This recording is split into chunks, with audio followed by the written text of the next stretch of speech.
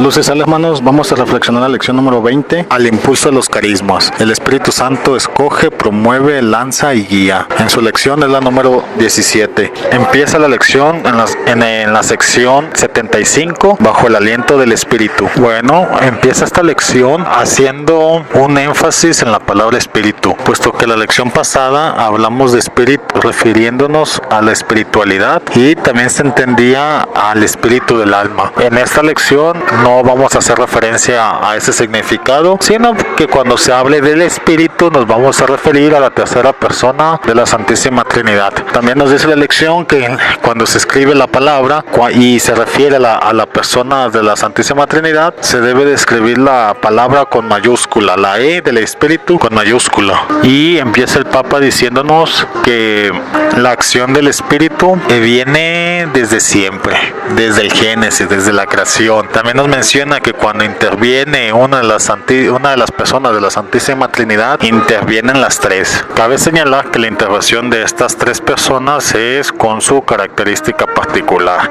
Es decir, el Padre interviene como creador, ordenador y autoridad todopoderosa. El Hijo se presenta como sumiso a la voluntad del Padre, como nuestro Redentor, el autor de la salvación. Y el Espíritu Santo como el abogado, consolador, santificador, luz, fuerza, amor, gracia, don. Continúa la lección con un detalle y se lo menciona en el siguiente aspecto. Dice la lección que nos recuerda el Papa Pablo VI con algunos pasajes evangélicos, pues la acción del Espíritu Santo. Esto lo encontramos en el documento del Evangelio Nunciandi. Este documento se les tuvo que ya haber entregado, o sea, es parte de su material de tercer grado. Yo les recomiendo que busquen la sección y lean qué pasajes son, busquen la sección que es y lean esos pasajes, pues para que la idea quede más clara. Pero la conclusión a la que llega el Papa es que es el Espíritu quien nos alienta, nos sostiene, nos lleva cuando somos evangelizadores. Nos dice también que el Espíritu es el alma de la Iglesia y por ende de nosotros, porque nosotros somos la Iglesia. Y para entender la acción del Espíritu sobre nosotros evangelizadores y más que sobre nosotros, sobre la Iglesia, el Papa o la lección recurre a entender qué pasa cuando hacemos a un lado al Espíritu. Es decir, nos preocupamos de todo, menos de pedir auxilio al Espíritu Santo, menos de atender nuestras cuestiones interiores, nuestra espiritualidad, y dejamos todo a las cuestiones humanas. Aquí la lección las menciona como la técnica.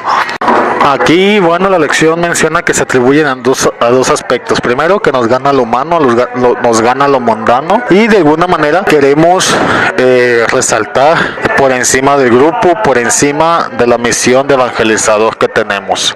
Pero cuando yo estoy leyendo cada uno de esos puntos, de que se le exagera el valor a la técnica, que los éxitos son éxitos personales, que los fines del apostolado quedan a un grupo reducido, los fracasos nadie los atiende, etcétera, etcétera. Creo yo que todas estas actitudes vienen cuando no hay unidad, no hay unión en el movimiento, no hay unión en el apostolado. Creo yo que hay que cuidarnos de esas personas que buscan la desunión. Con la pena, yo sí soy de la idea de que hay que darles una oportunidad, 2, tal vez 3, y si ya no reacciona, si ya estamos viendo que lleva a la ruina el equipo, que lleva precisamente ese tipo de cosas que dice aquí, a la división, quiera resaltar a esta persona en la misión de evangelizador, pues con la pena decirle, ¿sabes qué? No estás funcionando aquí, te pedimos que te retires. ¿Y saben por qué? Porque esto nos va a llevar al final, como les digo, a una desunión y posiblemente a un mal testimonio. Entonces vamos a hacer todo lo contrario a nuestra misión, que es la evangelización. Continúa la lección, danos a entender que pues ningún apostolado, ningún movimiento va a dar frutos si nos olvidamos de la providencia divina, si nos olvidamos de pedir la guía al Espíritu. Menciona algunas cosas aquí, que la compañía de seguros, los consejos, pues, teorías de maestros humanistas, la didáctica, investigación estadística, etcétera.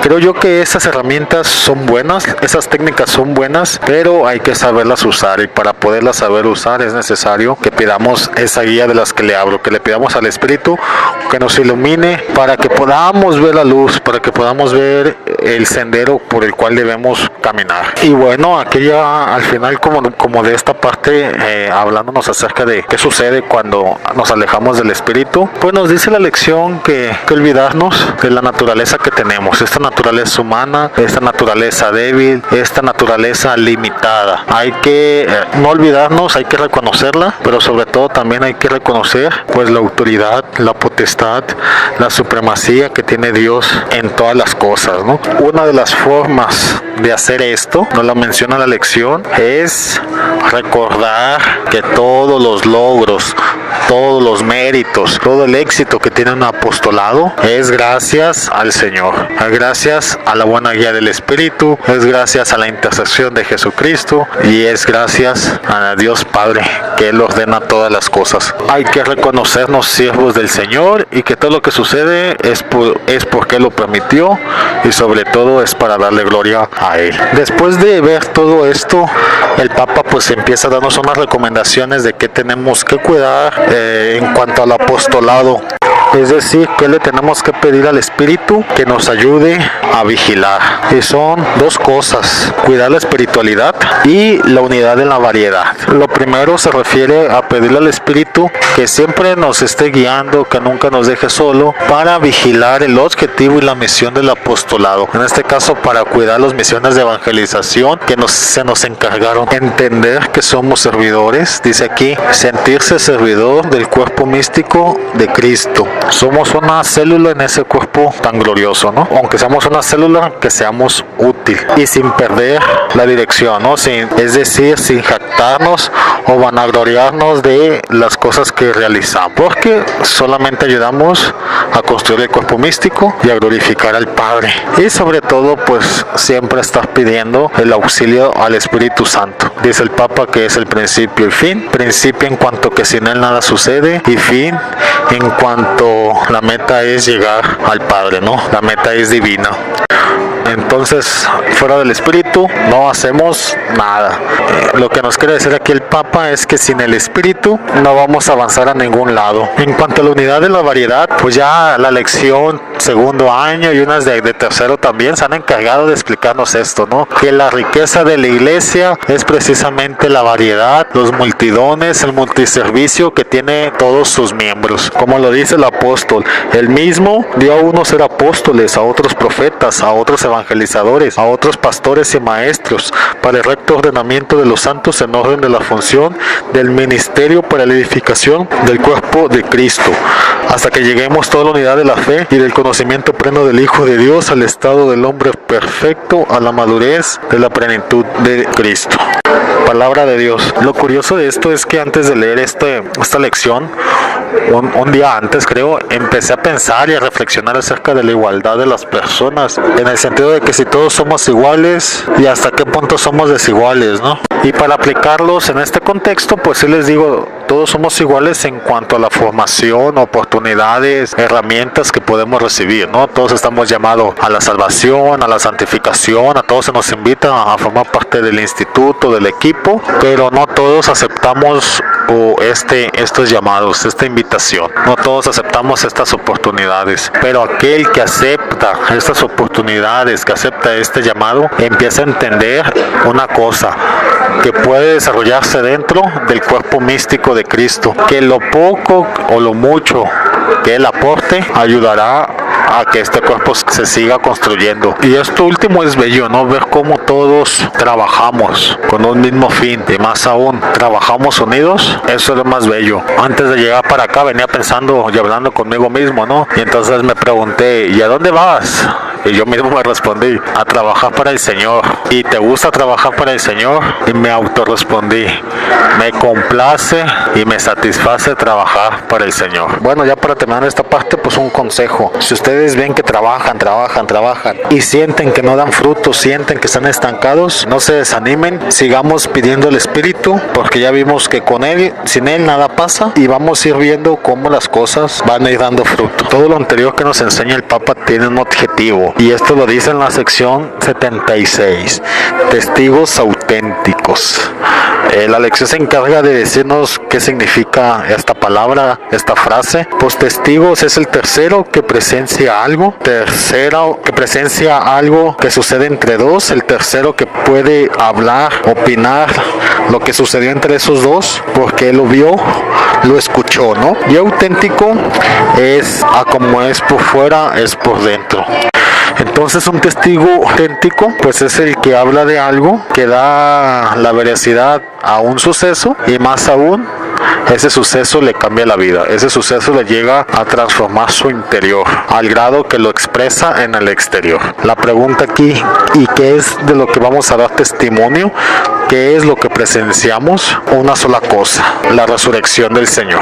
Y en esto hay una diferencia que nos marca la lección. Apóstol con mayúscula se usa para referirse a los que atestiguaron en persona la resurrección del Señor. Los 11 apóstoles que vieron que murió y que posteriormente se les aparece, ellos son verdaderos testigos de eso, ¿no? También a San Pablo, que durante su camino a Damasco se le aparece Cristo, él también puede dar testimonio de la resurrección del Señor. Nos dice la lección que Judas Iscariote no puede dar testimonio porque a ella no le tocó verlo resucitado. Y básicamente esta es una de las características que lo hacen ser apóstoles con mayúsculas, dice la lección, para darle un término, apóstoles como de primer grado, ¿no? Además dice que estos apóstoles pues fueron también elegidos por el Señor, ¿no?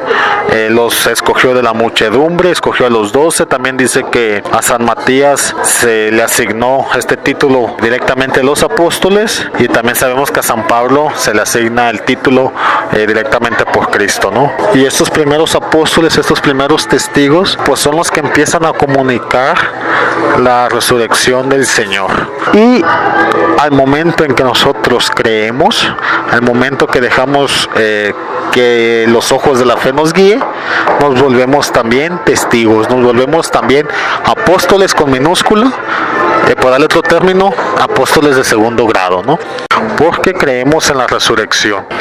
Y bueno, y para convertirnos en testigos, en apóstoles auténticos, pues de esto que damos testimonio, de esto que hablamos, lo tenemos que vivir. No lo podemos vivir si en primer lugar nos olvidamos del Espíritu, y en segundo lugar no somos testigos si actuamos y decimos cosas diferentes. Y lo importante de ser testigos auténticos es precisamente que nuestros trabajos de evangelizadores como laicos están en el mundo.